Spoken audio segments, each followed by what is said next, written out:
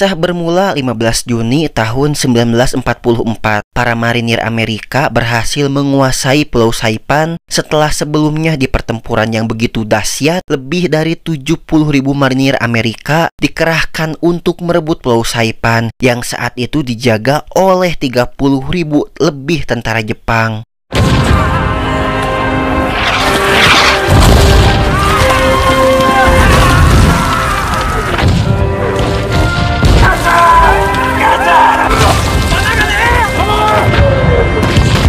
Karena kalah jumlah, tentara Jepang tak bisa bertahan. Sebagian besar dari mereka tewas karena serbuan marinir Amerika. Sedangkan beberapa yang selamat memilih bersembunyi di Gunung Tapocan yang terletak di bagian tengah Pulau Saipan. Saat itu para perwira Jepang bernama Kapten Oba dan perwira lainnya sedang diberitahu oleh sang atasan bahwa mereka akan tetap mencoba untuk mempertahankan pulau sampai titik darah penghabisan. Sementara itu di sebuah gua terlihat beberapa warga sipil yang tengah bersembunyi. Tapi tiba-tiba para marinir Amerika datang dan tanpa peringatan langsung melemparkan granat ke dalam gua. Yang berhasil selamat hanya seorang gadis bernama Aono.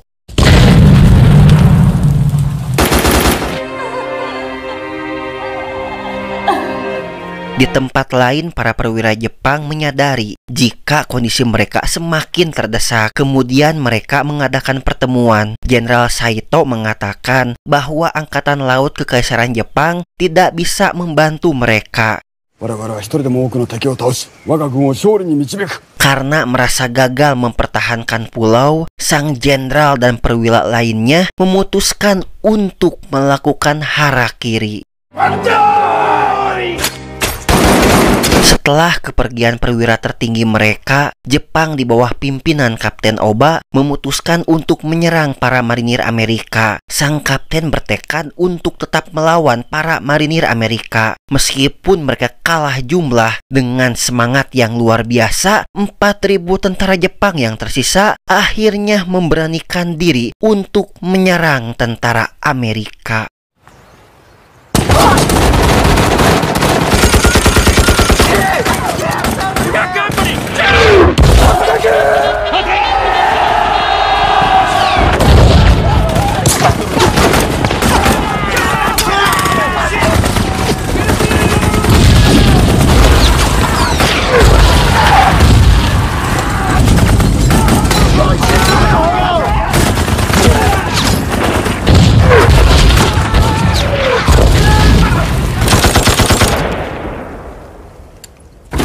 Pertempuran itu hanya berlangsung selama 2 jam, tapi jumlah korban tewas dari kedua belah pihak sangatlah banyak. Amerika kehilangan kurang lebih 2.000 pasukan, sedangkan Jepang kehilangan 4.000 pasukan. Hanya beberapa tentara saja yang berhasil selamat, termasuk Kapten Oba.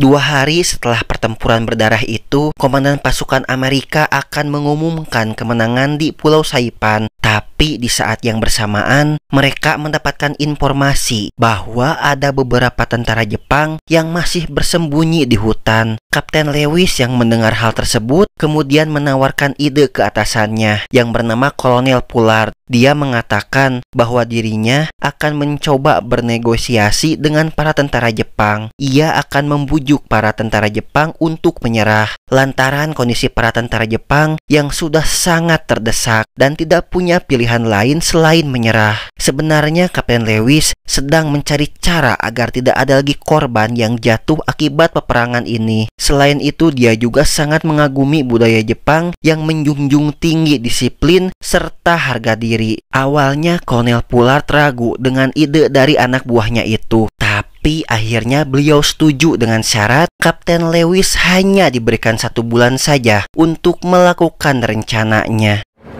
I just want to get this damn war over with.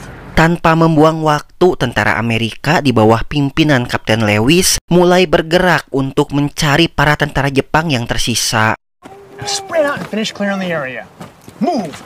Di sisi lain, Kapten Oba dan pasukannya menemukan jejak tentara Amerika. Melihat peluang ini, Kapten Oba langsung membuat jebakan.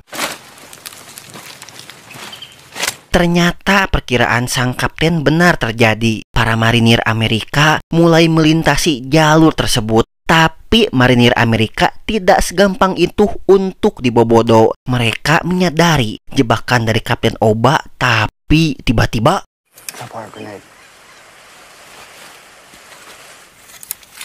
Sergeant, there's a hidden path over here. Watch your spacing.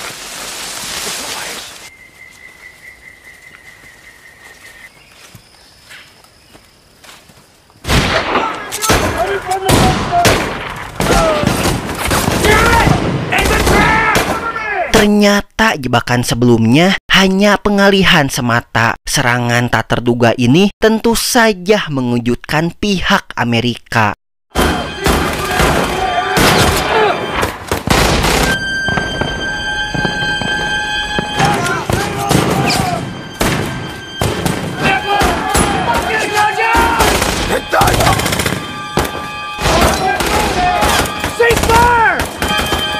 Setelah itu Kapten Oba dan pasukannya kembali melanjutkan perjalanan. Di tengah perjalanan, mereka menemukan sebuah pemukiman darurat yang dihuni oleh para warga sipil dan beberapa tentara Jepang. Saat itu Kapten Oba diminta menjadi pimpinan di pemukiman darurat tersebut. Tapi dengan alasan untuk keamanan para warga sipil, sang kapten tak menerima tawaran itu. Beliau menjelaskan jika misi utamanya adalah membunuh musuh sebanyak mungkin.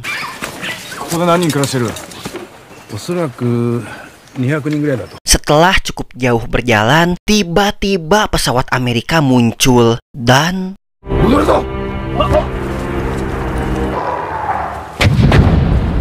seketika pemukiman itu porak-poranda oleh bom yang dijatuhkan pesawat Amerika.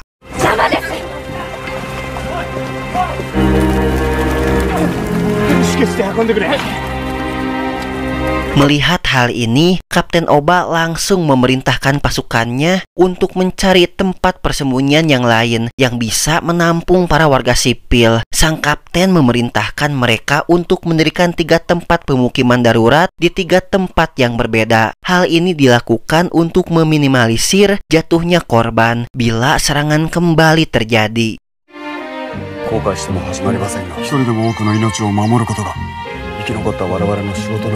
Di hari berikutnya, tentara Jepang secara tidak sengaja melihat tentara Amerika yang tengah melakukan patroli di dekat lokasi persembunyian. Secepat mungkin mereka langsung melaporkannya ke Kapten Oba. Sang kapten memutuskan untuk pindah ke lokasi berikutnya agar tidak ketahuan oleh para marinir Amerika.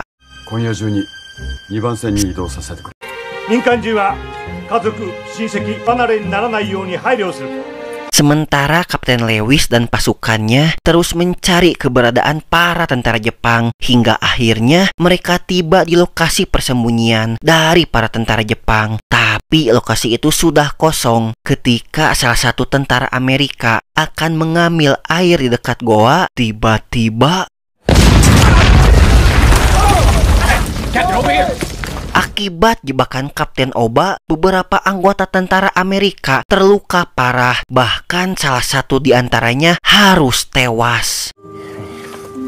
Sergeant, he's a fucking fox. Save your energy.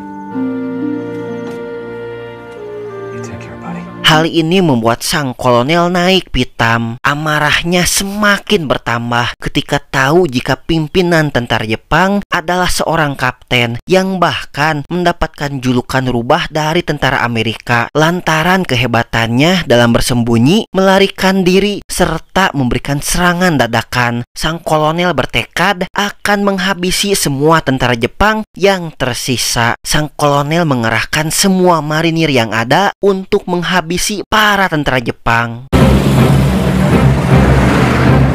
I want those Japs in custody or in the court. What about the Japs?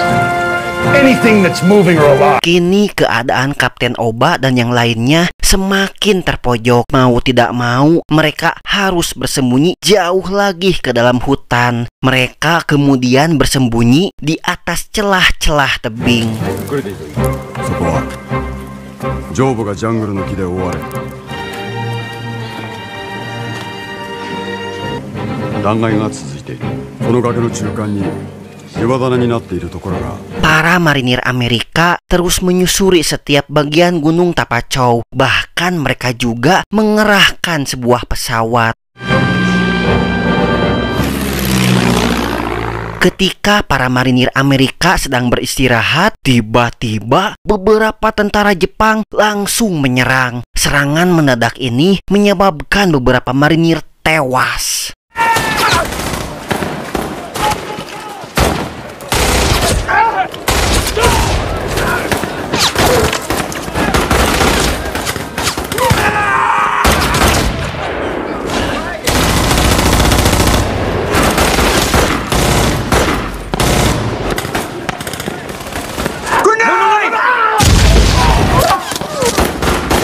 Kolonel yang mendengar kabar itu menyalahkan Kapten Lewis yang tak kunjung bisa menghabisi para tentara Jepang.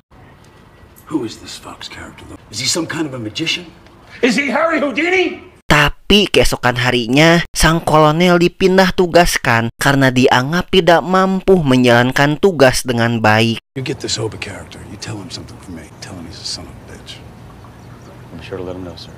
Sebagai penggantinya datanglah seorang kolonel bernama Kolonel Wessinger. Sang kolonel bersama Kapten Lewis langsung membahas masalah yang sedang mereka hadapi. Berbeda dengan Kolonel Pollard, Kolonel Wessinger mempunyai pemikiran yang sama dengan Kapten Lewis, yaitu lebih mengutamakan negosiasi agar tidak ada korban yang berjatuhan. Akhirnya, mereka memutuskan untuk menggunakan selebaran yang berisi ajakan untuk berdamai.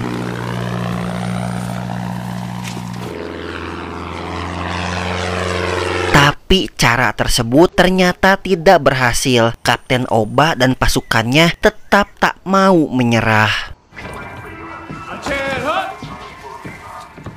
Mereka akhirnya menggunakan metode baru, yaitu mengirimkan seorang warga Jepang yang ada di kamp pengungsian untuk memujuk sang kapten agar mau menyerah. アメリカ軍に頼まれてきたのですか。皆さんに投降を呼びかけようと。 Tapi lagi-lagi cara tersebut gagal. Tapi sang Kapten Lewis tak menyerah begitu saja. Sang kapten kembali menyusun rencana lain. Kali ini sang kapten dan seorang warga sipil Jepang bernama Motoki akan mencoba untuk memberikan beberapa suplai makanan dan obat-obatan.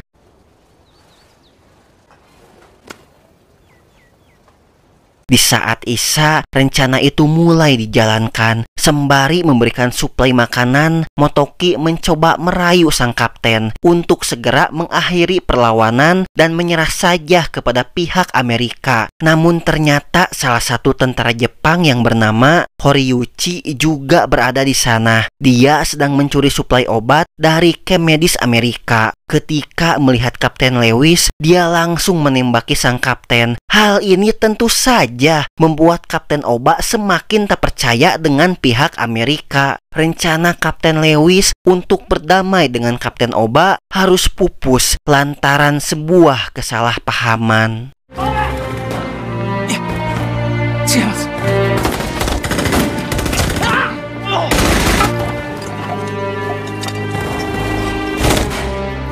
Go! Go! Go! Come on, let's go! Let's go! Stop! Keep an eye there! Move out of my way!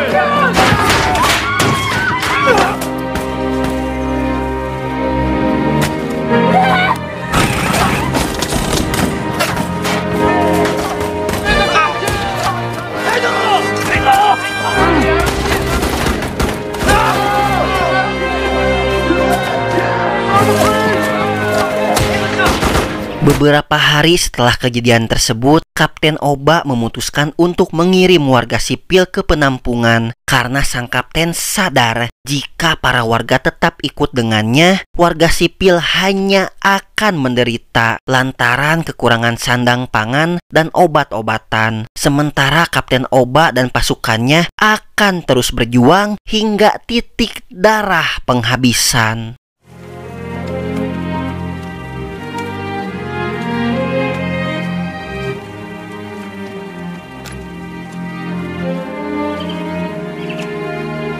Beberapa hari kemudian, di camp seluruh warga sipil dikumpulkan. Mereka diberitahu bahwa Jepang telah menyerah tanpa syarat akibat bom atom yang dijatuhkan di kota Hiroshima dan Nagasaki.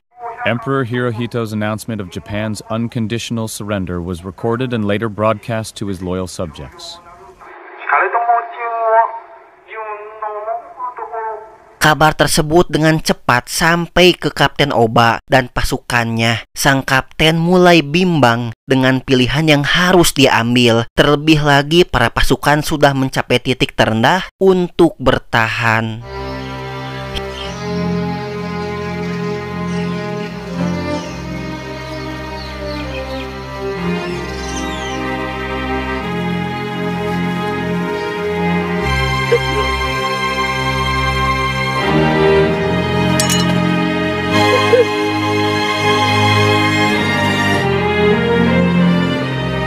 Hingga pada akhirnya sang kapten memutuskan untuk bertemu dengan pihak Amerika. Kapten Lewis dan Motoki saat itu dipercaya oleh Kolonel Wessinger untuk bertemu dengan Kapten Oba. Dalam pertemuan itu, sang kapten mengatakan dengan tegas jika dirinya dan pasukannya tak akan pernah menyerah. Doktrin kekaisaran Jepang yang mengutamakan kesetiaan dan pengharaman terhadap kekalahan telah menjadi pedoman para tentara Jepang.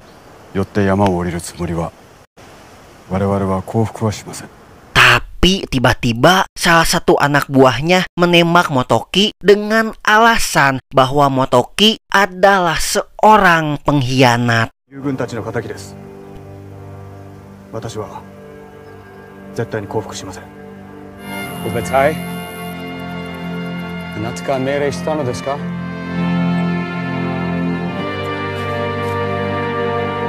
Meski begitu, pertemuan dengan Kapten Lewis semakin membuatnya bimbang. Kapten Oba menyadari jika tidak semua musuhnya adalah orang yang sangat kejam. Dalam kebimbangannya itu, Kapten Oba mendapatkan surat dari Kekaisaran Jepang yang memerintahkan kepada semua tentara Jepang dimanapun mereka berada untuk segera mengakhiri perlawanan terhadap pihak Amerika. Kapten Oba langsung mengumpulkan pasukannya untuk memberitahu surat dari Kekaisaran Jepang. Beliau tahu jika para pasukannya tak akan menerima kenyataan jika Jepang telah mengalami kekalahan. 恥ずべきことは何一つない。胸を張って堂々と。心の底から誇りに思う。 Dan pada 1 Desember 1945, setelah 512 hari bertempur, Kapten Oba dan pasukannya akhirnya menghentikan perlawanan. 亡き戦友の御霊に撃ち方よーい撃て！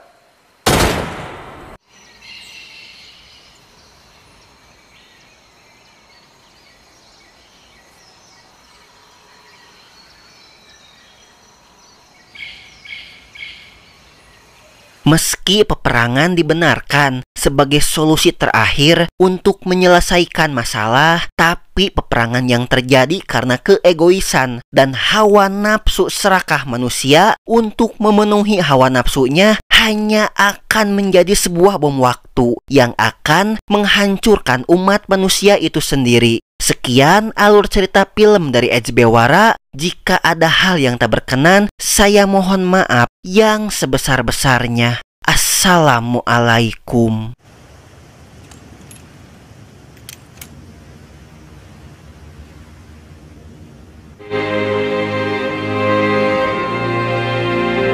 Following 512 days of fighting, On December 1st, 1945, the war finally ended for Captain Sakai Oba and his army of 47.